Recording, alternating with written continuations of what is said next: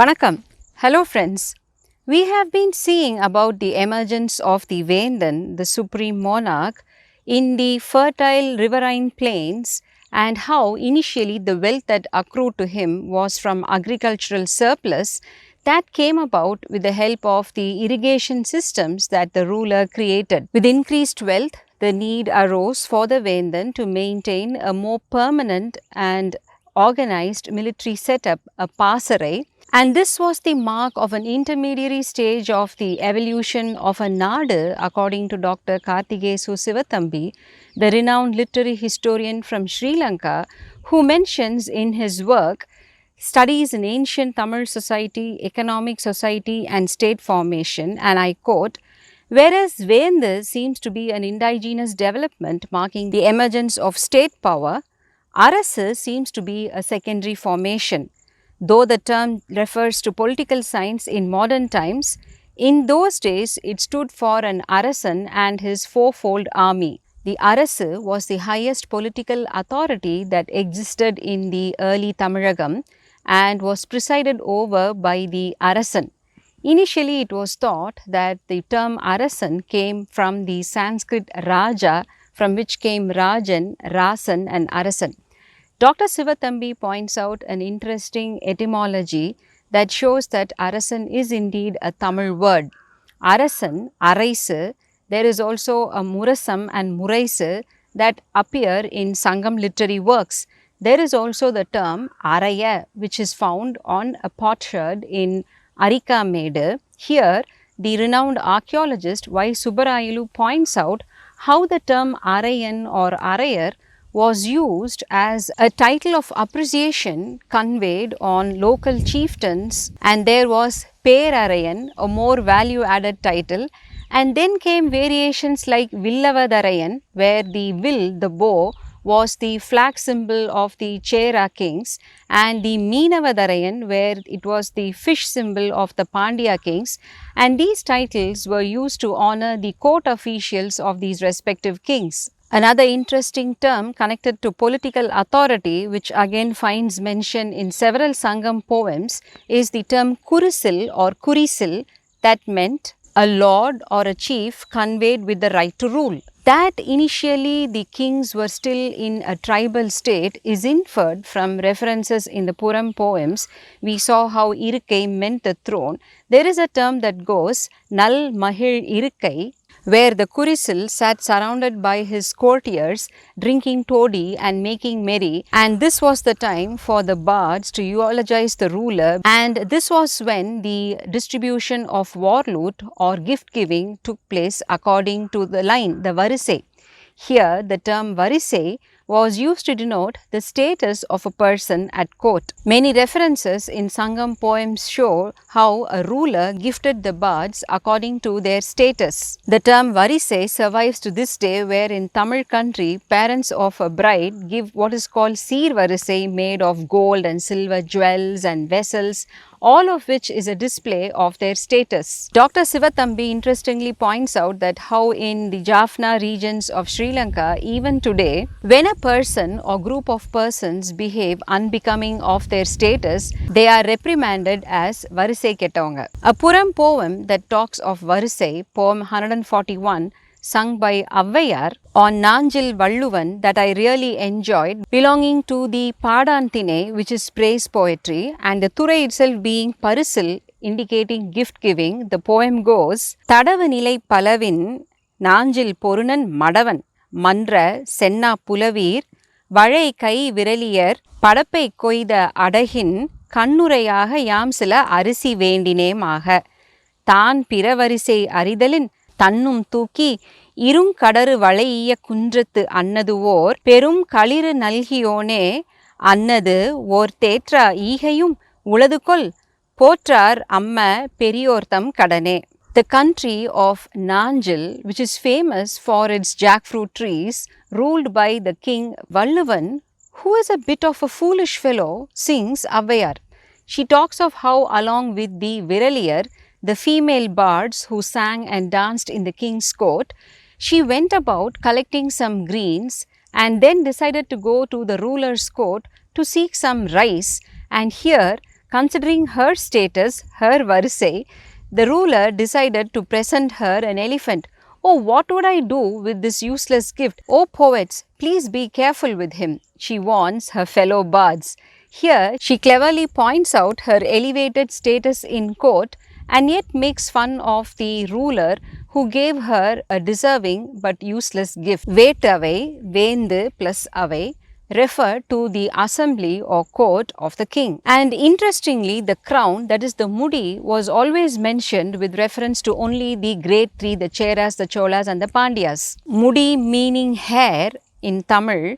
In those days, in ancient Tamil country, men also grew long hair and wore it in a bun or top knot, and this was known as a kudumi, uchi kudumi.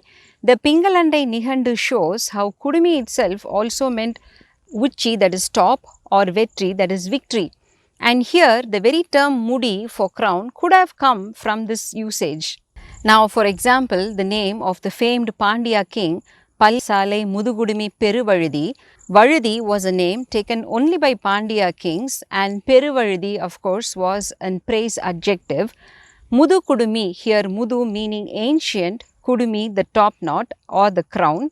Salai. Here, Pal is often misunderstood as meaning the king who had many yagasales, that is the sacrificial homums, wherein actually the term Pal in Tamil means Voli Porundiya, the brightness of the yagasales. Certain symbols associated with a monarch are enumerated in the Tolgapiyam Marabiyal Seyyul 72. Padayum Kodiyum Kudayum Murasum Nadai Navil Puraviyum Kalirum Terum தாரும் முடியும் தேர்வன பிறவும் தெரிவுகோள் செங்கோல் அரசர்க்கு உரிய. The army, the flag, the parasol, the drum, the horse, the elephant, the chariot, the garland, here mudi meaning the crown, and all the other requirements belong to the arasar who ruled with his scepter, the sengol. Another important concept that was associated only with the monarchy was that of Kotram, which denotes sovereignty, or Arasachi in Tamil. A line in Silappadiharam goes, Neenila Vendar Kotram Sidayadu, referring to a king's rule. The concept of Kotram went with Arasu, and the concept of Arasu went only with the three Vendars. Each of the three Vendars claim to represent the real Arasu, and the term Arasial, which is the nature of Arasu or politics, finds a mention in the work Madurai Kanji, again in association with the Moovendar. With the establishment of the Arasu, accompanied by the might of the military, the necessity for moralistic guidelines for the activities of the Vendu arose. Enumerated in several Sangam poems that testify to the ethical standing of the Tamil society, where even the Arasan had to abide by a code of conduct. He was not a Devaraja, above law, at least initially. These lines from Madurai Kanji eulogize the king. Thalayalanganathu Seruvendra Pandiyan Nedunchezhiyan. It goes, Arasiyal பிழையாது அறநெறி காட்டி பெரியோர் சென்ற அடி வழி பிழையாது குடமுதல் தோன்றிய தொன்றுதொழு பிறையின் வழி வழி சிறக்கனின் வலம்படு கொற்றம் குணமுதல் தோன்றிய ஆரிருள் மதியின் தேவன கெடுகனின் தெவ்வர் ஆக்கம். May you rule as a righteous king in the tradition of your ancestors. May your victories go on increasing like the growing moon found in the western sky, and like the waning moon in the eastern sky, may the number of your enemies and their wealth go on decreasing, the poet sings. A nadu is defined as a territory with clearly delineated boundaries, and within it were contained different categories of settlements. According to the archaeologist Selvakumar of Tanjavur Tamil University, these settlements were classified according to their extent and typology. Rural or pastoral settlements that were the earliest and were at the very bottom of the pyramid in early historic settlement hierarchy. Regional settlements that were larger in size. Some of these could have belonged to the earliest of chieftains and were very old and sometimes referred to by the term Moodur in Sangam texts, for example, Ambal in Nagapattinam district, which was identified through excavations as a shipbuilding yard. Then came political and industrial centers, commercially important craft centers that developed right from Iron Age and gained political importance with the emergence of the Vendars, examples being Karur, Madurai and Urayur. Then there were ports and markets, settlements at the junction of trade routes and near the mouth of rivers adjacent to the sea, like for example Kaveri Pumpatnam of the Chola country, Korkai of the Pandya country and Muziris of the Chera country. While Kiradi or Kodumanal were industrial centers in the hinterland, produce from these regions were taken to the nearest ports, and Selvakumar explains how these port and market settlements were also important commercial processing zones, and thereby the commercial goods that reached the ports had to be protected from sunlight and rain and pests and raiders, and hence brick architecture was introduced with good infrastructure. These settlements that must have begun as small centers achieved urban status in early historic period. Thanks to the active Indian Ocean trade,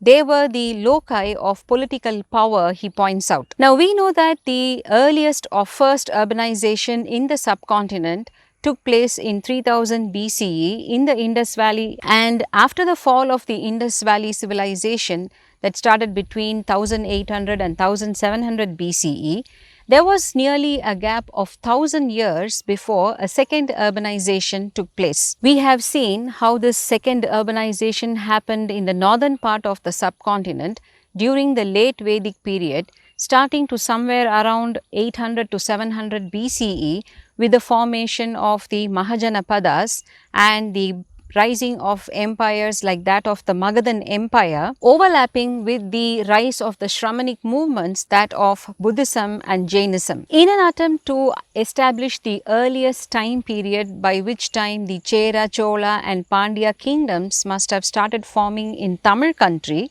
again one needs to go back to the Tolgapiyam. Though the dating of the Tolgapiyam itself is subject to a bit of controversy, we know that it is generally preceding the age of the Sangam, and the dating has been given at around 6th century BCE, and the three Vendars are clearly mentioned in some of the aphorisms. Tolgapiyam Poruladhiharam Purathineyal under Vetchithine, while explaining one of its subdivisions known as the Karandai Thurai, a Suthiram goes, Veriyari Nirappin Vevvai Velan வெறியாட்டு அயர்ந்த காந்தளும் உருப்பகை வேந்திடை தெரிதல் வேண்டி ஏந்து புகழ் போந்தை வேம்பே ஆரென வருவும் மாபெரும் தானையர் மலைத்த போவும்.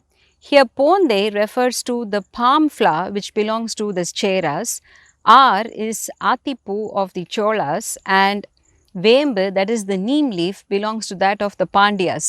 Similarly, in Poruladhiharam Seiyuliyal, in the Suthiram 75 that actually lays down the grammatical rules for Yapu, the lines go, Paaturai Noole Vaimori Pisiye, Angadam Mudusol Avvel Nilattum, Van Puhal Mover Tan Poril Varipin, Narpeyer Elle Ahatavar Varangum, Yapin Variyadu Yenmanar Pulavar. The boundaries that form Tamil country are the territories ruled by the famed Moovendar, Van Puhal Mover, goes this aphorism. So, these sort of statements in the Tolgapiyam clearly show us that the rule of the Moovendars should have been well established by that time. By correlating with updates that have been given by archaeological sites such as the brick structures in Kiradi and the pottery shards with Brahmi letters in Porundal, where the dating now has been taken back to the 6th century BCE, we can safely assume that a second urbanization must have happened in the Tamil country, parallel with that in the north, but independent of it. Of course, some influences from the north should have come in, on account of first the traders who came in large numbers, followed by initially the Buddhist and Jainist monks. The merchant class brought with them Prakrit and Pali languages, proof of which is found in the pottery shards as well as in rock inscriptions that have been found in Tamil country. A systematic analysis of the names on pottery shards found in the various archaeological sites show how almost 50% of the names are either Prakrit names or Tamilized form of Prakrit. The same holds good for the rock inscriptions as well, And what is most interesting is that these inscriptions have been found all along the trade routes of ancient Tamilagam. The term Sathu for a caravan comes from the Sanskrit term Sartha, and the term Nigama, a trade guild associated with the north, have been found inscribed. Vanigam, the term for trade itself, comes from the Sanskrit Vanik. There are, for example, two poets in the Sangam poetry, one being Madurai Aruvai Vanigan Ilavetanaar, who should have been a textile trader, and Urayur Ilampon Vaniganar, who must have traded in gold. In Tolgapiyam Solladhiharam, the second canto that deals with words, in the Echaviyal, Tolgapiyar classifies the different kinds of words, and here the Suthiram goes, Iyarchol Thirisol Tisaichol Vadachol Endru Anaithe Seiyul Eetacholle, where Iyarchol refers to the language Tamil appearing in its natural state, and Thirisol refers to the words appearing in corrupted form. And the term Tisaichol, meaning words from neighboring regions or dialects that have come into the Tamil language, and then Vadasol, that is Sanskrit, and the next aphorism goes on to give certain rules in order to adopt Sanskrit into Tamil. Vadasol Kiravi, Vadavelithu Uriyi, Eluthodu Punarnda Sollahume goes the Suthiram, where in a Sanskrit word, other than the sounds that are common to Tamil language, the special sounds could be removed and replaced by a suitable Tamil letter. For example, the Sanskrit term for lotus, Pangajam, becomes Pangayam, where the j alone is removed and replaced by the sound ya. Again, the next aphorism goes, Sidaindana varinum yeindana varayar. Here, the Suthiram explains how a Sanskrit word can be taken into the Tamil language with a little bit of alteration as per the language rules. For example, Ramyam is a Sanskrit word meaning beautiful, but in Tamil, no word can start with the word Ra. So here it becomes Aramyam, as shown in Ahananuru song 124, Aramiya Viyalathu Iyambum goes the usage. The great Tamil scholar and founder of the pure Tamil movement, Maraimilai Adigalar, points out how Sangam works have an admixture of around 2 to 3% of Sanskrit terminologies adopted as per the rules in Tolgapiyam. So all this goes to prove that traders and merchants from the north should have entered Tamil country, bringing with them Prakrit and Pali in large numbers. And we have already seen about the migration of the priestly class and how they influenced the kings and the monarchs into adopting Vedic rituals and practices that also find a mention in Sangam poems.